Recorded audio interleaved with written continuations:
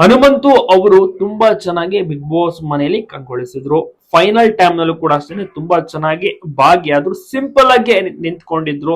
Winner ಕೂಡ ಆಗ್ತಾರೆ. ನಿರೀಕ್ಷೆ ಮಾಡಿರ್ಲಿಲ್ಲ ಹನುಮಂತು ವಿನ್ ಆಗ್ತಾರೆ ಅಂತ. ಯಾಕೆಂದ್ರೆ ತ್ರಿವಿಕ್ರಮ್ ಕೂಡ ಸ್ಟ್ರಾಂಗ್ ಇದ್ರು, ರಜತ್ ಕೂಡ ಸ್ಟ್ರಾಂಗ್ ಇದ್ರು. ಮತ್ತೆ ಹನುಮಂತಿಗೆ ಅಷ್ಟೊಂದು ಓಟ್ಸ್ ಗಳು ಬರಕ್ಕೆ ಸಾಧ್ಯನ ಅಂತ ಎಲ್ರಿಗೂ ಕೂಡ ಆಶ್ಚರ್ಯ ಇತ್ತು.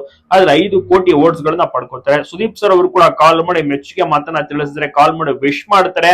ಅತಿ ಹೆಚ್ಚು TRP ಆ ಒಂದು ಎಪಿಸೋಡ್ಗೆ ಸಿಕ್ಕಿದೆ. ಯಾಕೆಂದ್ರೆ 13 TRP ಅಂದ್ರೆ ಸಾಮಾನ್ಯ ಮಾತಲ್ಲ. ಸಾಮಾನ್ಯವಾಗಿ 7-8 TRP ಸಿಗುವಂತದ್ದು ಸಹಜ. ಆದ್ರೆ ಫಿನಾಲೆ ಟೈಮ್ ನಲ್ಲಿ 13 TRP ರೇಟಿಂಗ್ ನಿಜಕ್ಕೂ ಕೂಡ ಸೂಪರ್ ಗ್ರೇಟ್ ಅಂತಾನೆ ಹೇಳ್ಬೋದು. ಎಲ್ಲರೂ ಕೂಡ ಖುಷಿಯಾಗಿದ್ದಾರೆ, ಮೆಚ್ಕೊಂಡಿದ್ದಾರೆ. ನೀವು ಕೂಡ ನೋಡಿದ್ರ, ಇಷ್ಟಪಟ್ರ, ನಿಮ್ಗೂ ಕೂಡ ಇಷ್ಟ ಆಯ್ತಾ? ಹನುಮಂತನನ್ನ ಬಹಳಷ್ಟು ಜನ ಸಪೋರ್ಟ್ ಮಾಡಿದ್ರು, ಗೆಲ್ಲುವಂತೆ ಮಾಡಿದ್ರು. ಒಳ್ಳೆ ರೇಟಿಂಗ್ ಕೂಡ ಸಿಕ್ತು. ತುಂಬಾ ಜನರಿಗೂ ಕೂಡ ಇಷ್ಟ ಆಯ್ತು. ಮುಂದೆ ಒಳ್ಳೊಳ್ಳೆ ಸಿನಿಮಾಗಳಲ್ಲಿ ಆಡ್ಲಿ, ಅವಕಾಶಗಳು ಸಿಗ್ಲಿ ಅಂತ ಎಲ್ಲರೂ ಕೂಡ ವಿಶ್ ಮಾಡ್ತಾ ಇದ್ದಾರೆ.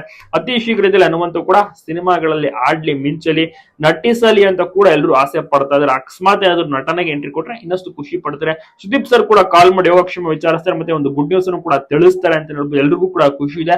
ಸುದೀಪ್ ಸರ್ ಕೂಡ ಬಳಸ್ತು ಮೆಚ್ಚುಗೆ ಮಾತ್ರ ಹನುಮಂತನಿಗೆ ಬೆಸ್ಟ್ ವಿಶಸ್ ಜೊತೆಗೆ ಸಾಕಷ್ಟು ಟಿಪ್ಸ್ ಗಳನ್ನು ಕೂಡ ಕೊಡ್ತಾ ಇರ್ತಾರೆ. ಎಲ್ಲರೂ ಕೂಡ ಇಷ್ಟಪಟ್ಟಿದ್ದಾರೆ, ಮೆಚ್ಕೊಂಡಿದ್ದಾರೆ.